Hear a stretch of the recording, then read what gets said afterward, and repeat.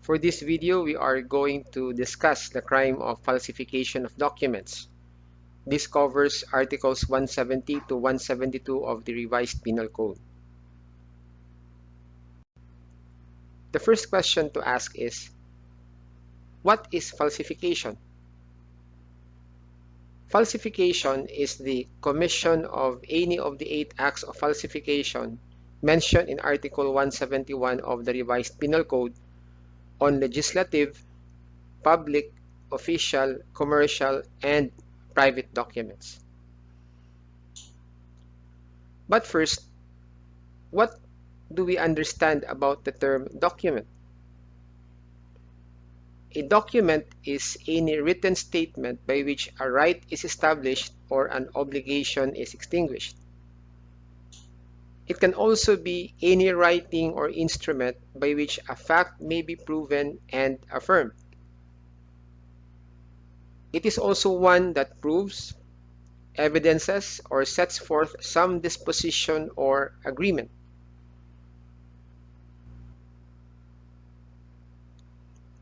Take note that in the case of a document, the writing must be complete. Otherwise, there can be no crime of falsification because this crime, falsification, can only be committed with respect to a document, and an incomplete or an unfilled up form is not a document as ruled in the case of Dava versus People. Also, it must have the appearance of a true and genuine document and must be of apparent legal efficacy. For example, a payroll draft which is unsigned cannot be considered a document because it neither proves nor affirms anything. A blank receipt, for example, is not a document.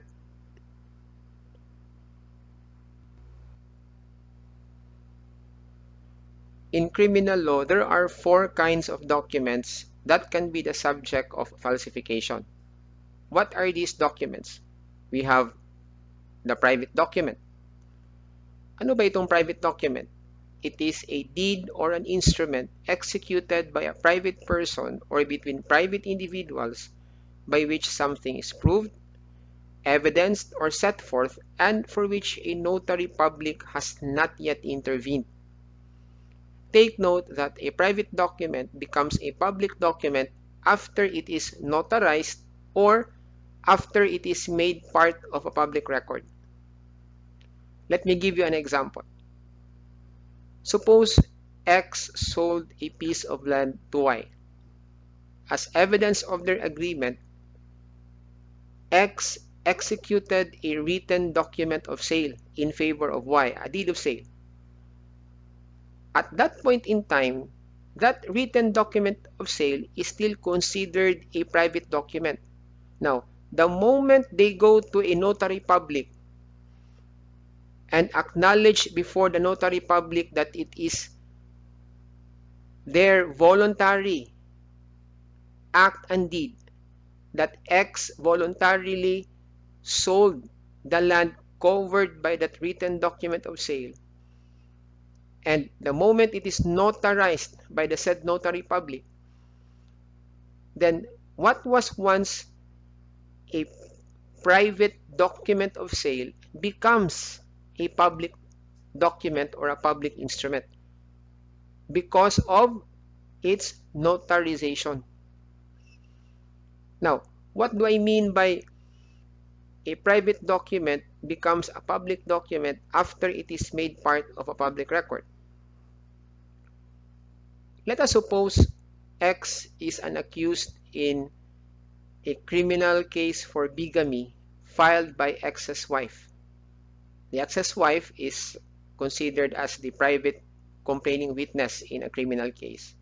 Now, one of the documentary evidence presented by the prosecution to prove the crime of concubinage is the supposed handwritten letter written by X to his mistress.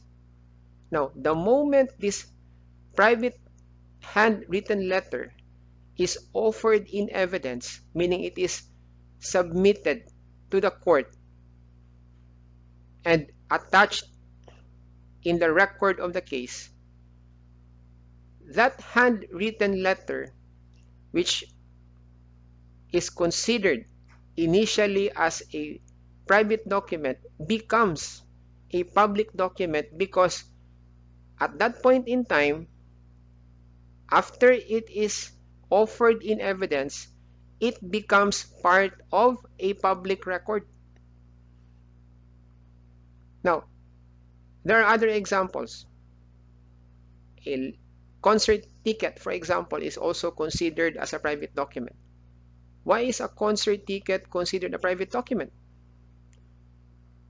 It is considered a private document because it is an evidence of the right of the holder of the ticket to attend the concert.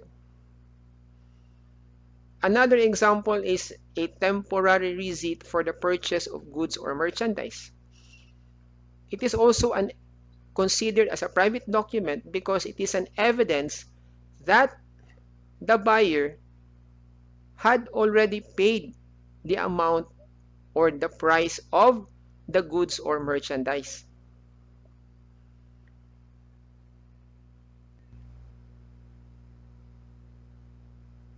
The second kind of document is called the public document.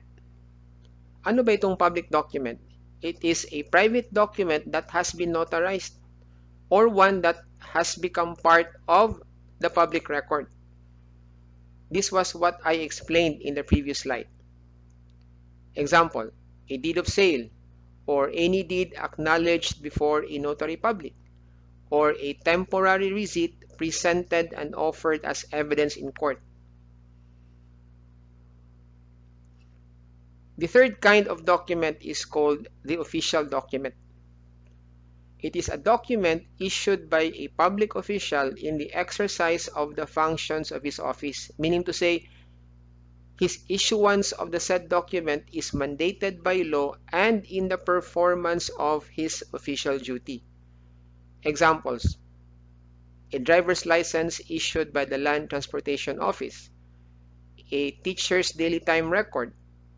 I am referring to a public school teacher's daily time record, a duly filled up and signed leave application form of a government employee, the time and payroll sheet signed by the municipal treasurer, a certificate of title issued by the Register of Deeds, or an official receipt prescribed by the BIR or Bureau of Internal Revenue to be issued upon the receipt of money is also considered as a public or official document. Now, take note that an official document is also a public document. They are in the same category. And as I have explained a while ago, the difference between a public document and an official document is that a public document starts as a private document, while an official document is from the start an official document. But like what I said, they are in the same category. You can even use the terms interchangeably, public or official document.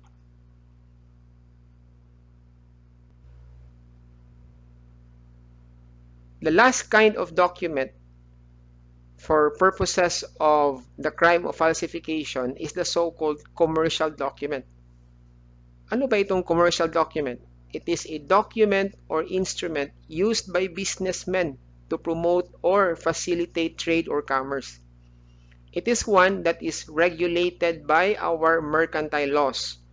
For examples, letters of credit, bank checks, promissory notes, bonds, books of accounts, warehouse receipts, deposit slips, bank statements, journal books, ledgers, bills of lading. These are just some of the numerous examples, or the more common examples. However, cash disbursement vouchers or receipts evidencing payment to borrowers of loans are considered private documents only.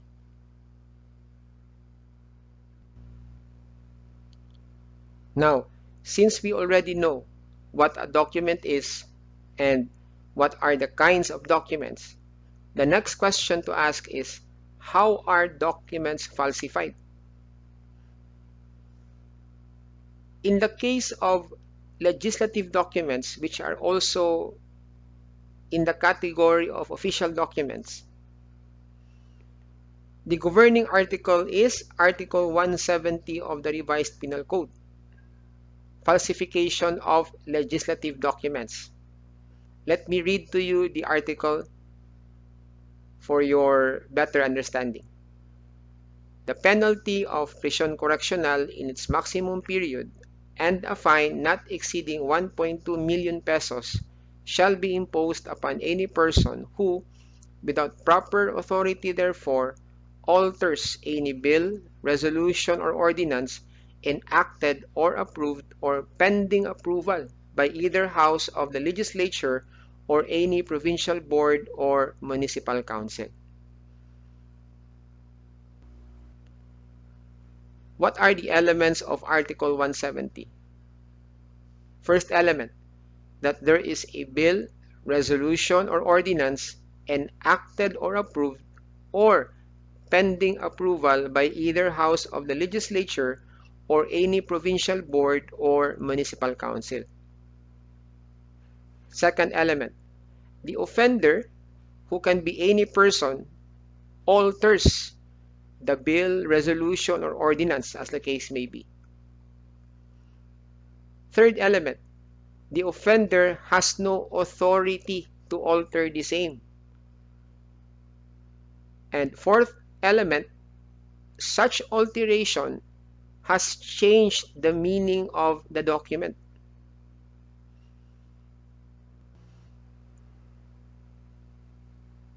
In the case of legislative documents, the only act of falsification punished in Article 170 is the act of altering or the act of alteration which changes the meaning of the document. That is, the alteration made the document speak something false. Diba, I told you at the onset of this video that falsification is committed by committing any of the 8 acts of falsification. In Article 170, or in order for a person to be liable under Article 170, the only act of falsification punished in the said article is the act of altering or the act of alteration. And take note also that not all alterations are punishable under Article 170. What is punishable under Article 170 is the alteration that will change the meaning of the document. Now, all other acts of falsification, if committed on a legislative document, are punishable no longer under Article 170 but under Article 171 or 172, which articles we will discuss in the coming slides. Also, to be liable under Article 170, the legislative document that is falsified must be genuine. If the legislative document, like a bill or resolution or ordinance, is not merely altered but altogether fabricated or simulated, then Article 171 or 172 applies.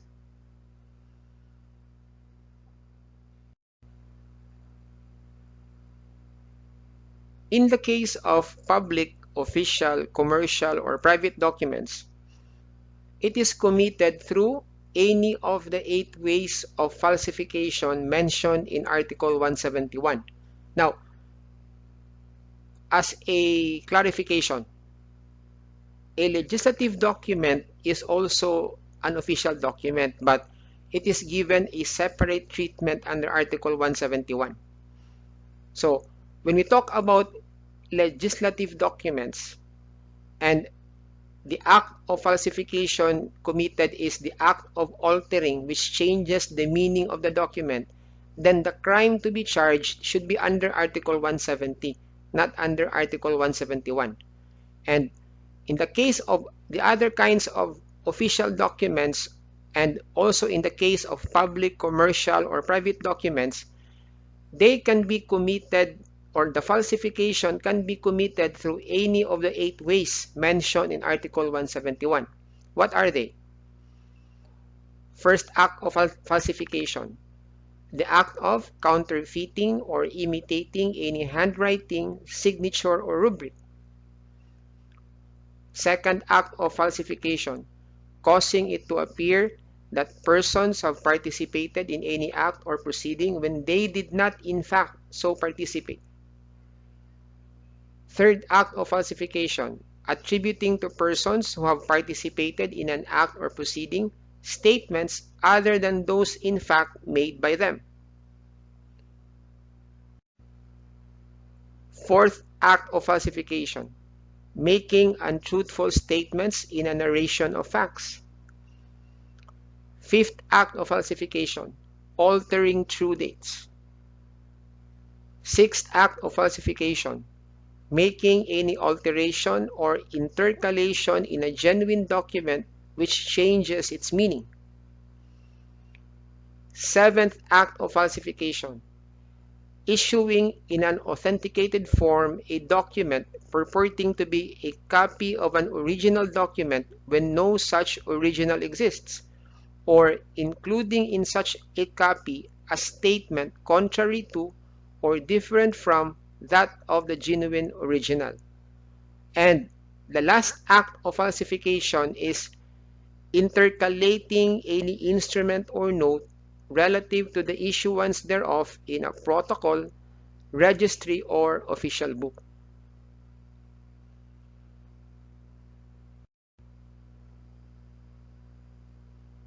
Before we proceed to discussing each of these 8 acts of falsification, a question must be interposed. Must there be a genuine document in the crime of falsification? The answer is, in the first 5 acts of falsification which I enumerated a while ago, I am referring to paragraphs 1 to 5 of Article 171. The falsification may be committed by simulating or fabricating a document.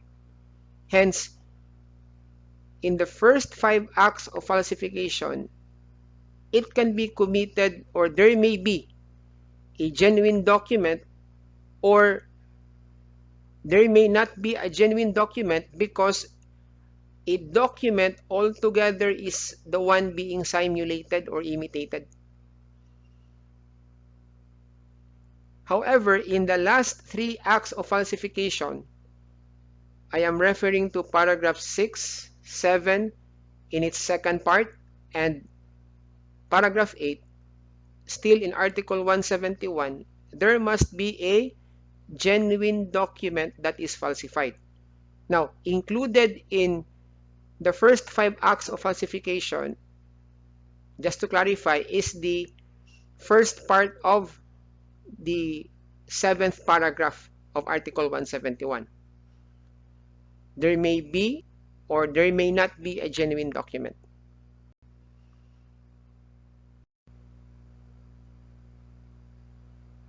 Let's start with the first act of falsification, which is the act of counterfeiting or imitating any handwriting, signature, or rubric.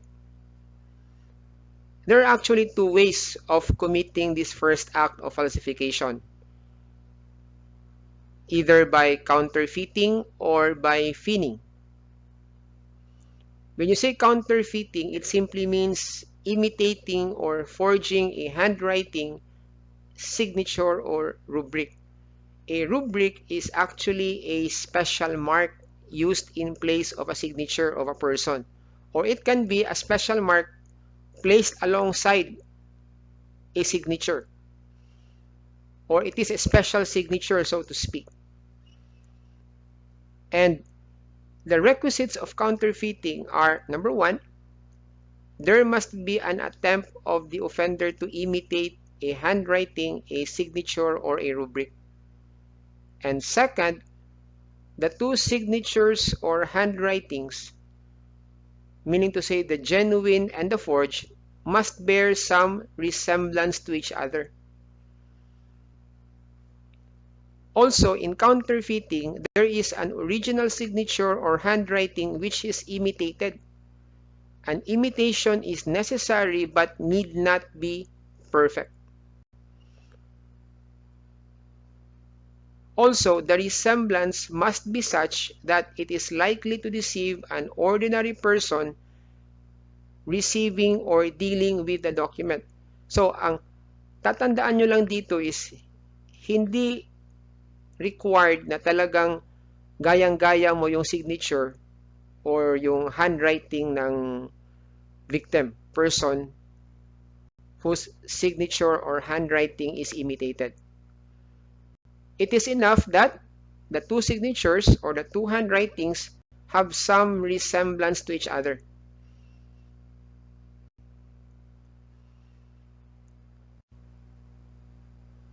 What about the second way of committing the first act of falsification? I hope I pronounce it right, no? Fining. In fining, there is no original signature or handwriting or rubric, but there is a forgery of or simulation of a signature, handwriting, or rubric that does not in fact exist.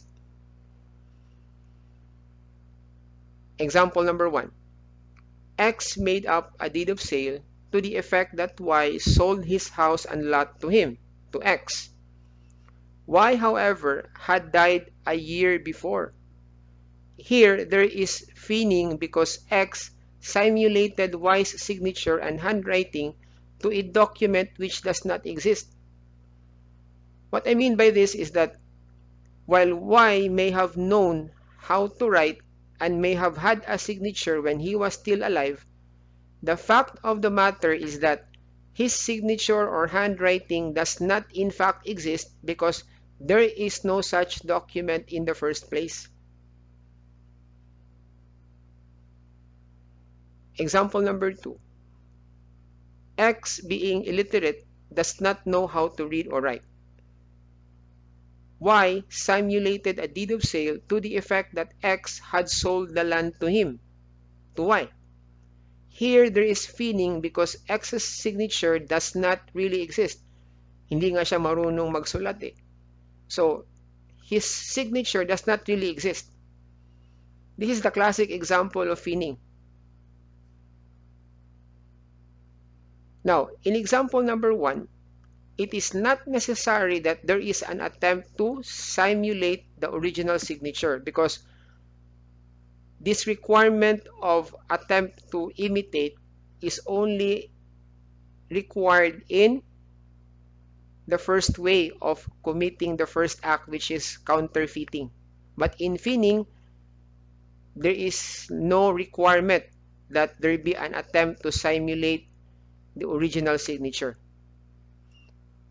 In example number 1. In example number 2, there is no genuine signature to imitate in the first place.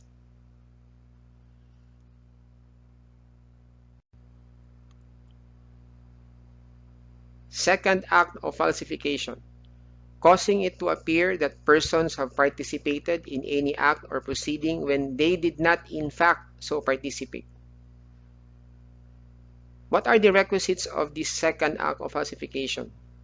Letter A, the offender caused it to appear in a document that a person or persons participated in an act or a proceeding. And letter B, such person or persons did not in fact so participate in the act or proceeding. Example number 1. X, a postmaster, forged the signature of Y, making it appear that Y had received the postal money order that was sent to the latter. Here, the imitation of Y's signature is not necessary. Even if the offender did not imitate Y's signature, there is still falsification because what is punished here is the act of the offender in causing it to appear that Y had received the corresponding amount. Example number 2. X, a clerk of court, caused it to appear in a certificate of appearance that Y, a policeman, appeared in court to testify in a case when in fact he did not so appear in that court. Here, even if there is no signature that is forged, because the one who made the certificate of appearance is the clerk of court himself, the crime is still falsification because what is punished is the act of the clerk of court in making it appear that Y attended the hearing of a case.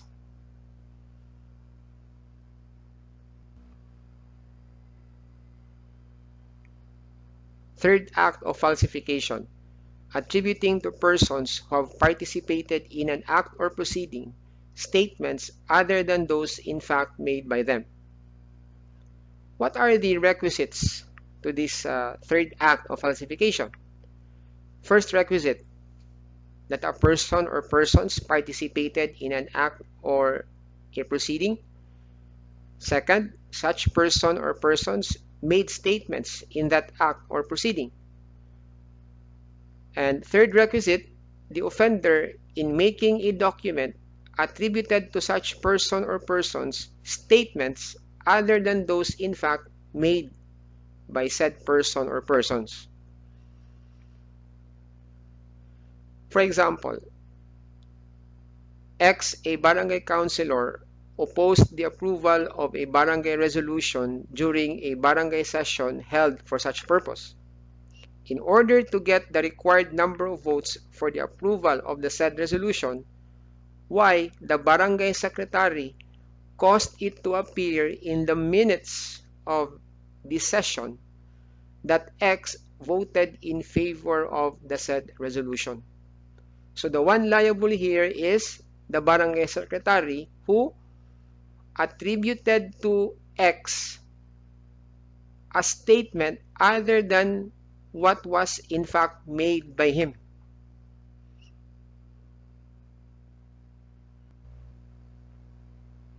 Fourth act of falsification, making untruthful statements in a narration of facts.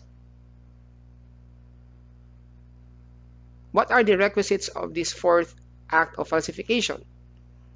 First, that the offender makes in a document statements in a narration of facts. Second, the offender has a legal obligation to disclose the truth of the facts narrated by him. Third, the facts narrated by the offender are absolutely false. And fourth, the perversion of the truth in the narration of facts was made with the wrongful intent of injuring another. Example number 1. X declared in his certificate of candidacy that he was eligible to run for office when in fact he was not eligible because he had not reached the minimum age requirement. X, however, wrote in the said certificate his exact date of birth. Here, even if X made a wrong declaration that he was eligible, he is not liable under the fourth act of falsification, which is paragraph 4, because his declaration that he was rather eligible is a mere conclusion of law, not a narration of fact. Had he purposely stated the wrong date of birth to make it appear that he was eligible, then he would be liable for falsification because the date of his birth is a matter of fact.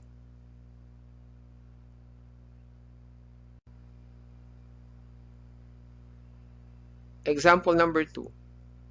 In the same example, I am referring to example number 1, X had the legal obligation to disclose the truth of the facts narrated by him in his certificate of candidacy because our election law requires him to do so. The term legal obligation means there must be a law requiring expressly or impliedly the disclosure of the truth of the fact alleged to have been falsified.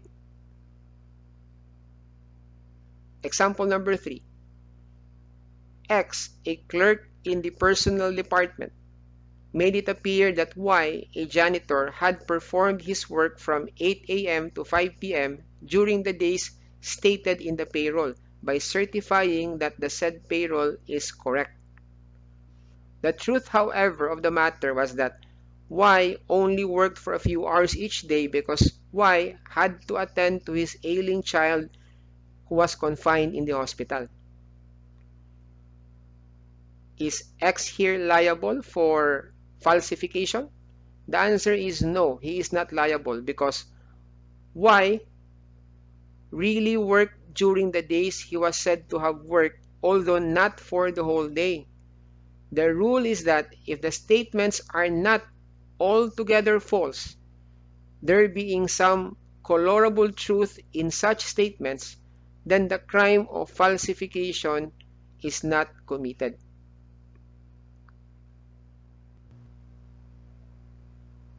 Example number 4. If in the same example, X falsified his certificate of candidacy by falsely stating his date of birth to make it appear that he was eligible to run for public office, it can be said that it was made with the wrongful intent of injuring a third person, the public, who will be prejudiced by the election of someone who is not qualified in the first place. Take note, however, that the requirement that the falsification must be made with the wrongful intent of injuring a third person is not essential when the document that is subject of the falsification is a public or official document.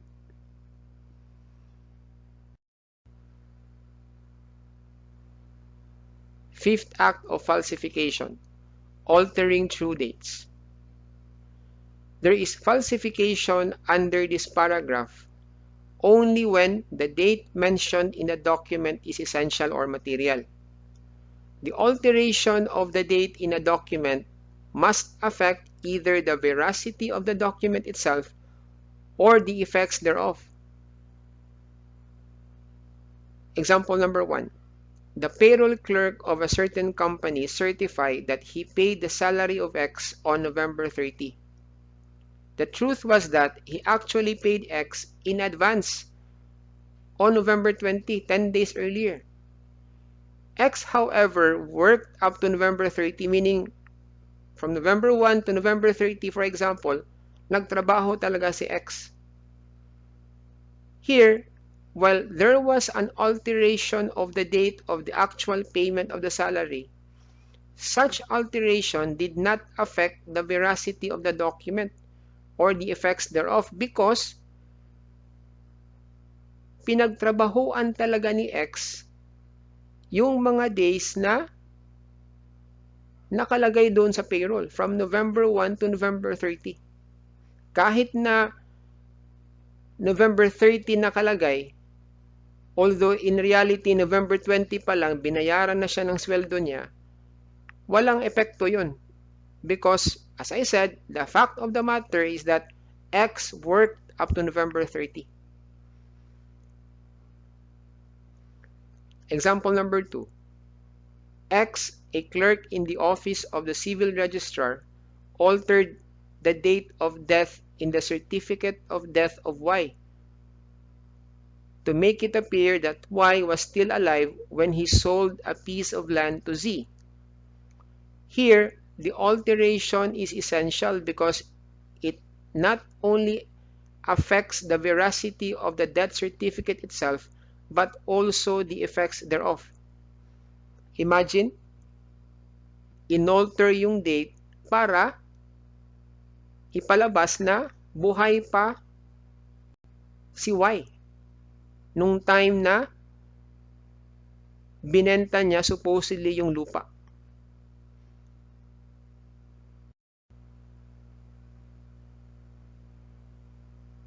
Sixth act of falsification, making any alteration or intercalation in a genuine document which changes its meaning. And eighth act of falsification, intercalating any instrument or note relative to the issuance thereof in a protocol, registry, or official book.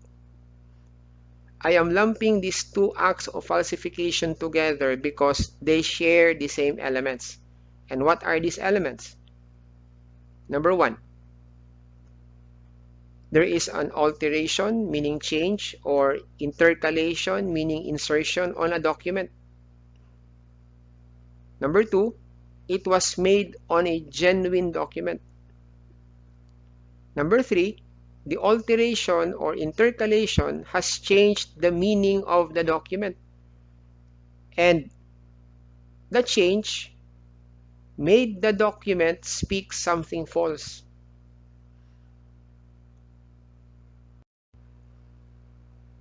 Example number one. X falsified the traffic violation report issued to him by erasing the originally written figure number 2 after the words number of violations and by superimposing thereon the figure number 1 to make it appear that he committed a traffic violation only once. Now, the city ordinance authorizes traffic enforcers to arrest individuals should they be caught committing a third traffic violation or a traffic violation for the third time.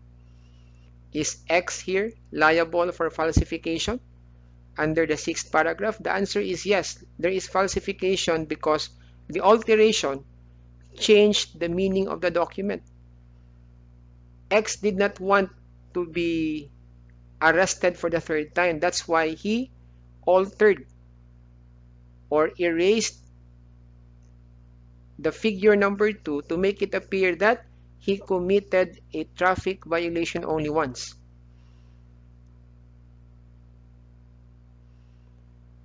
Example number 2. X in his community tax certificate or cedula altered the age appearing in the said cedula from 46 to 45 to reflect his true age, which was actually 45. Here, there is no falsification because an alteration which speaks the truth is merely considered a correction. Take note that an alteration connotes the idea of deception, that is, to make the instrument speak something which the person concerned did not intend it to speak.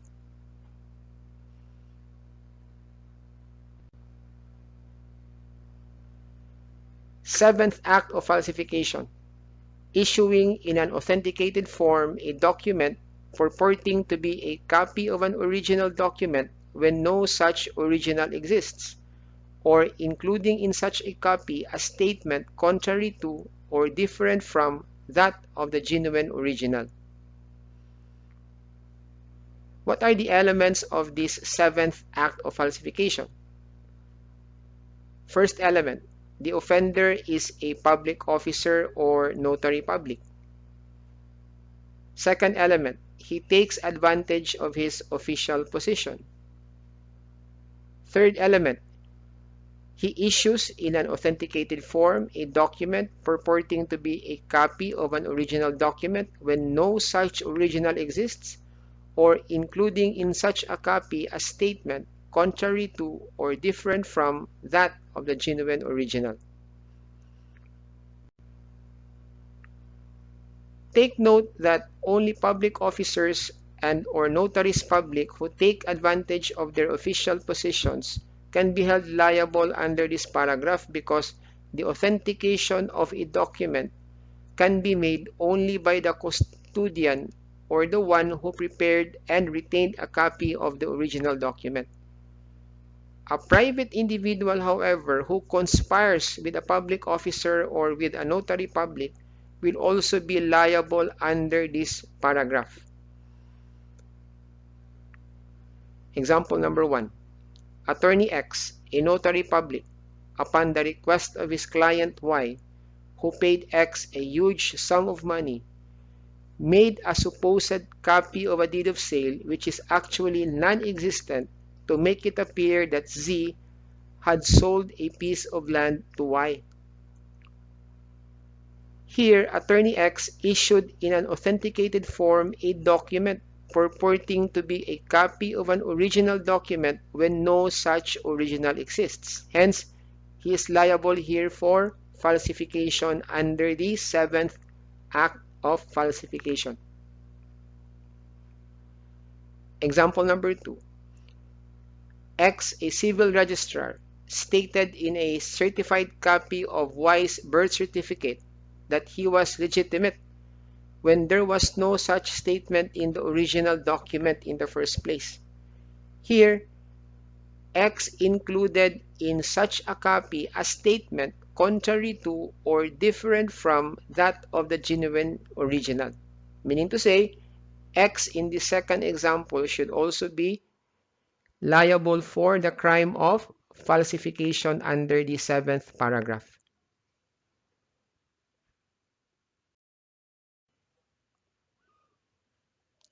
Now, what is the liability of a public officer or public employee or notary public or ecclesiastical minister who takes advantage of his official position? The answer to that is found in Article 171 of the Revised Penal Code. Falsification by a public officer, employee, or notary or ecclesiastical minister.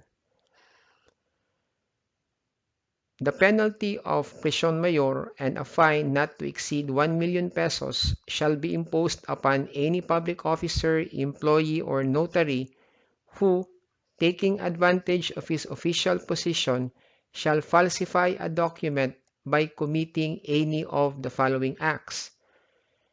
I did not anymore restate here the 8 acts of falsification because Article 171 states the 8 acts of falsification. I have already discussed that in my previous slide. The same penalty shall be imposed upon any ecclesiastical minister who shall commit any of the offenses enumerated in the preceding paragraphs of this article, with respect to any record or document of such character that its falsification may affect the civil status of persons.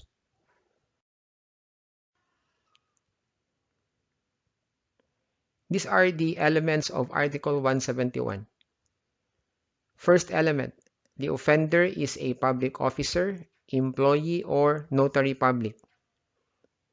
Second element, that he takes advantage of his official position. Third element, that he falsifies a document by committing any of the 8 acts of falsification. And in case the offender is an ecclesiastical minister, the act of falsification is committed with respect to any record or document of such character that its falsification may affect the civil status of persons.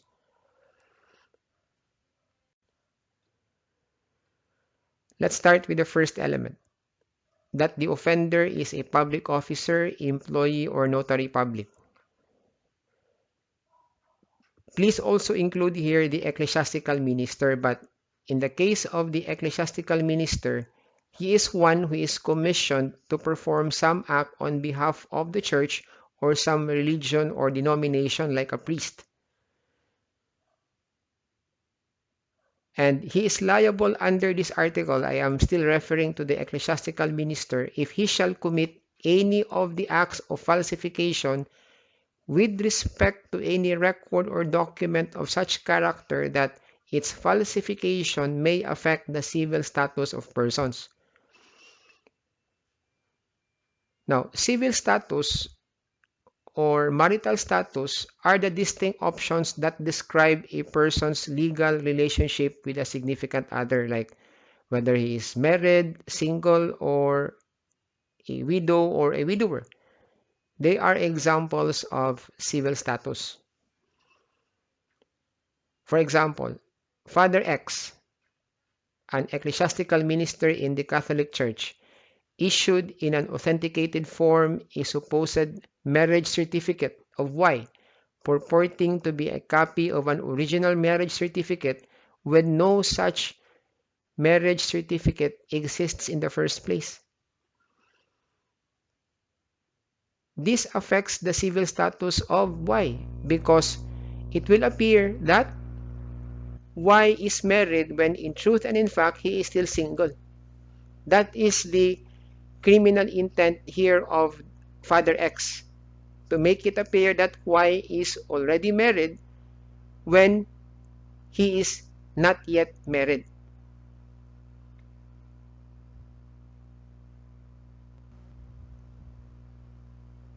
Second element, that the offender takes advantage of his official position. How does a public officer or notary public take advantage of his official position? Letter A, when he has the duty to make or to prepare or otherwise to intervene in the preparation of the document, or letter B, when he has the official custody of the document which he falsifies.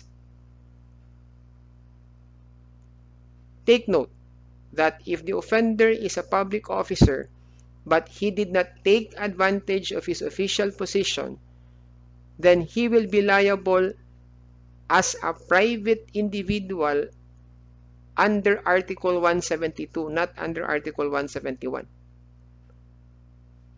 Example, X, a court stenographer. A court stenographer is a public employee or a public officer assigned in the judiciary. In making a transcription of her notes, deliberately changed the testimony of Y by making it appear that he admitted to having committed the crime. Is X here liable for falsification? Yes. X not only had the duty to prepare or intervene in the preparation of the document, but also had the official custody of the document. In this case, the stenographic notes, meaning her stenographic notes, and its transcript, which she falsified.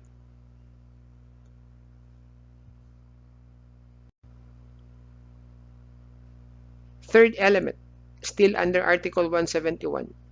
The offender falsifies a document by committing any of the 8 acts of falsification. And fourth element, in case the offender is an ecclesiastical minister, the act of falsification is committed with respect to any record or document of such character that its falsification may affect the civil status of persons. I have already discussed this, no? And I want you to just see the discussion in the previous slides of this video.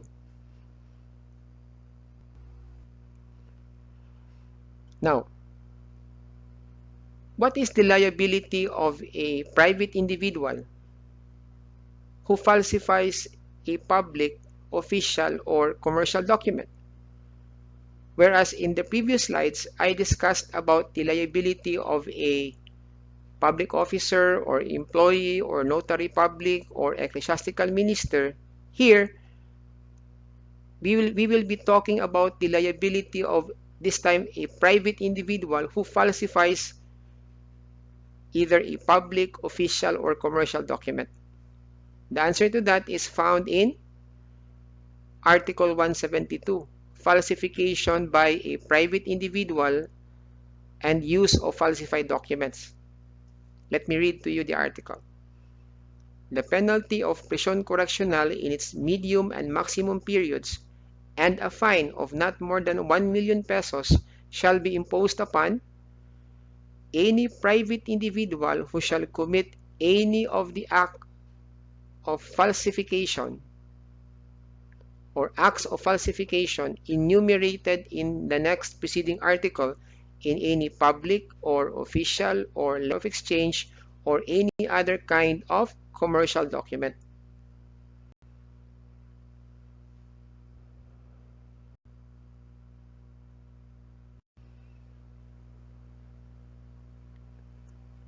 What are the elements of paragraph 1 of Article 172? I am referring to the crime of falsification by a private individual with respect to a public, official, or commercial document. First element, that the offender is a private individual or a public officer or employee who did not take advantage of his official position. Second element, that he committed any of the acts of falsification under Article 171. And third element, the falsification was committed in a public, official, or commercial document.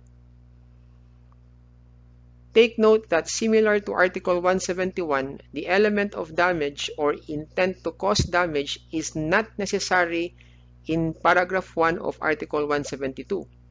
In other words, it is not necessary that the offender obtain some gain as a result of the falsification, because what is penalized here is the undermining of the public faith and the destruction of the truth as proclaimed in the public or official document.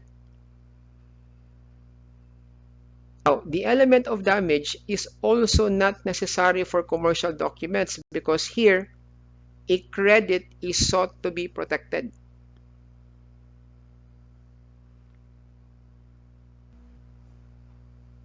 Now, let's go to another kind of falsification, but still in Article 172. This time, the liability of any person, whether private individual or public officer, who falsifies a private document this time. The answer to that is found in Article 172. Let me read to you the article. Falsification by private individual and use of falsified documents. The penalty of prison correctional in its medium and maximum periods and a fine of not more than 1 million pesos shall be imposed upon any person who, to the damage of a third party or with the intent to cause such damage, shall in a private document commit any of the acts of falsification enumerated in the next preceding article.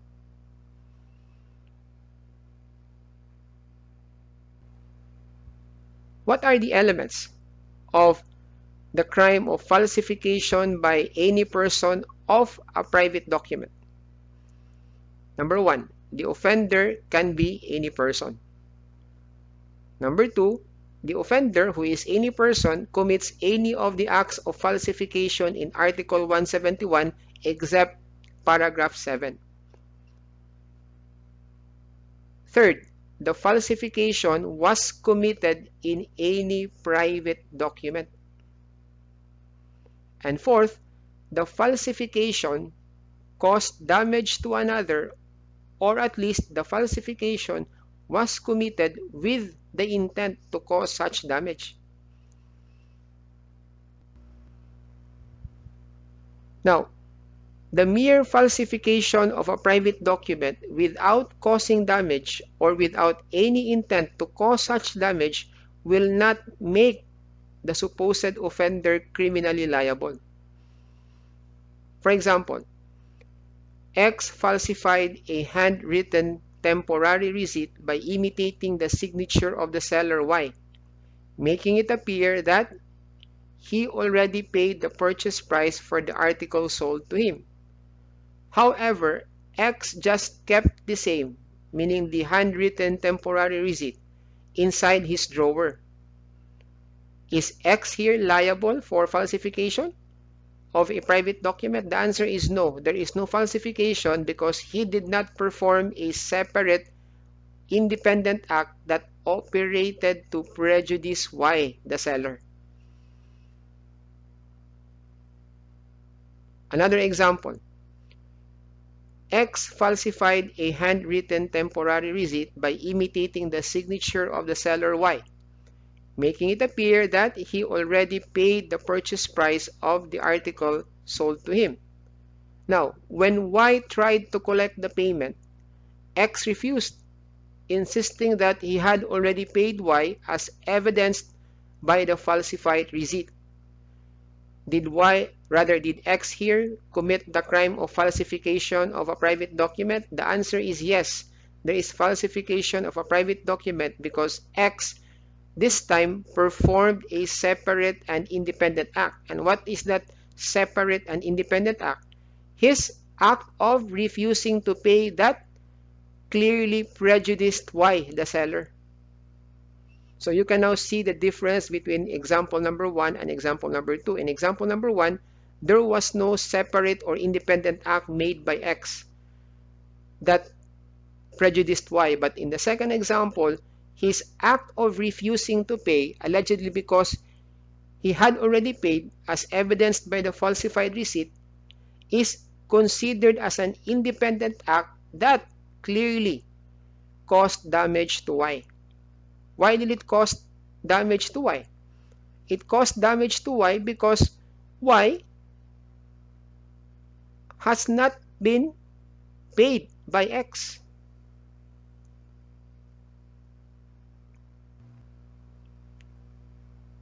Example number 3.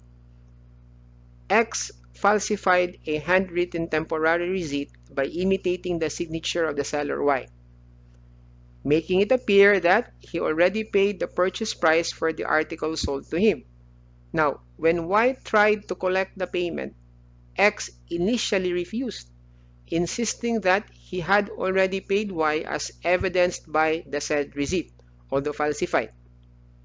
Y then sent X a demand letter, giving X 10 days from receipt of the demand letter within which to pay. X changed his mind eventually and paid Y within the said period. Here, X is still liable for falsification of a private document because while his initial refusal to pay did not result in damage to Y because X thereafter paid Y within the said 10-day period, still he did the same, meaning his act of initially refusing to pay showed that he intended to cause such damage.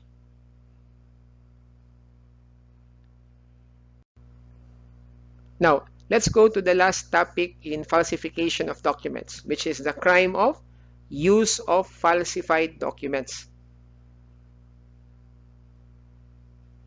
Article 172.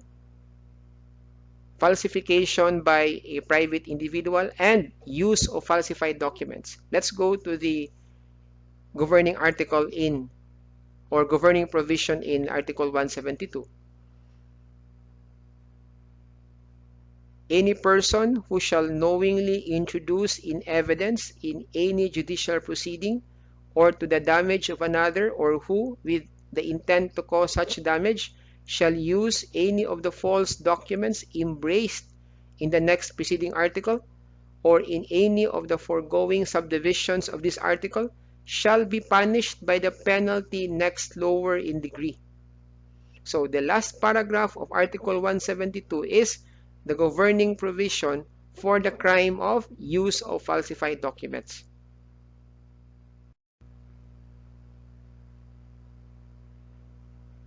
There are actually two punishable acts in the last paragraph of Article 172.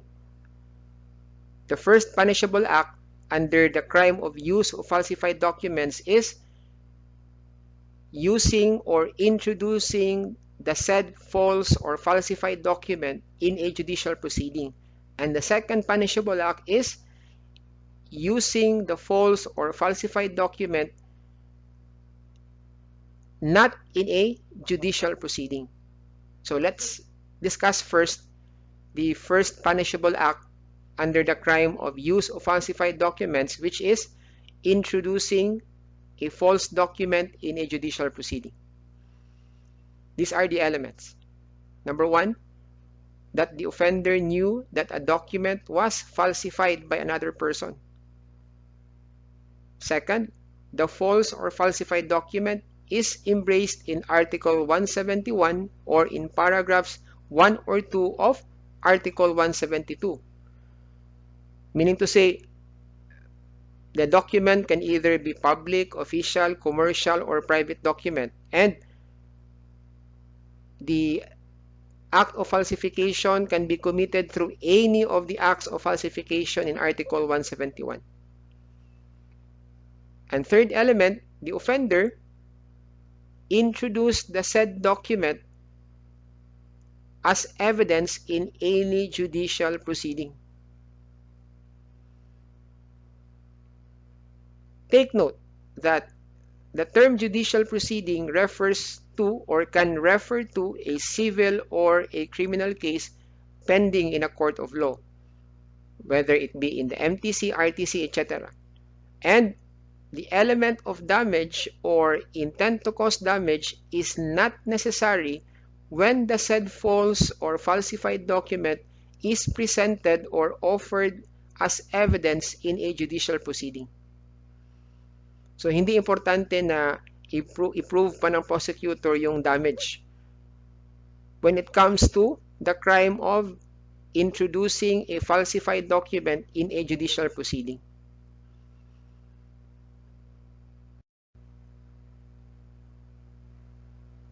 What about the second punishable act in the crime of use of falsified documents, which is the crime of using the false document in any other transaction? These are the elements. Number one, that the offender knew that a document was falsified by another person. Number two, that the false document is embraced in Article 171 or in paragraphs 1 or 2 of Article 172.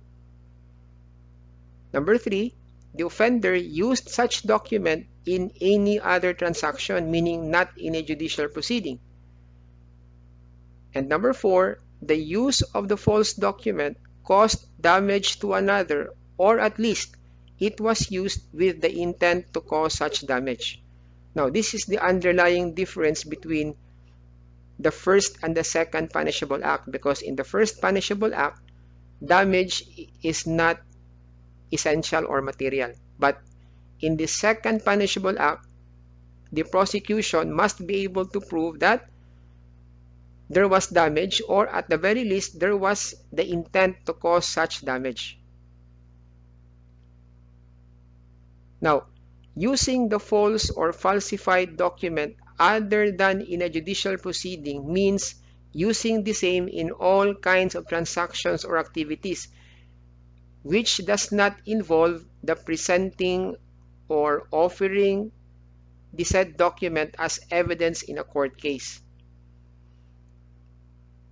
Now, finally, in order to be liable for the crime of use of falsified documents under the last paragraph of Article 172, the person who used the false or falsified document must not be the one who falsified the document. Otherwise, if he was also the one who falsified the said document, he will be liable for falsification under Article 171 or under paragraphs 1 and 2 of Article 172 as the case may be.